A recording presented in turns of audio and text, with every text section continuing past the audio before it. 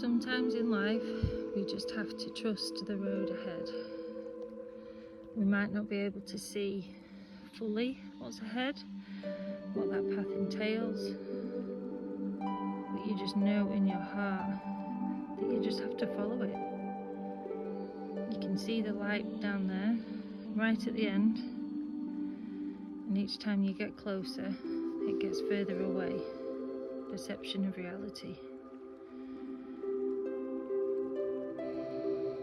We just don't know what that path holds sometimes. There might be holes, there might be things that as attackers on the way. There might be surprises. Just sometimes you have to take that leap and follow your heart, see where it leads.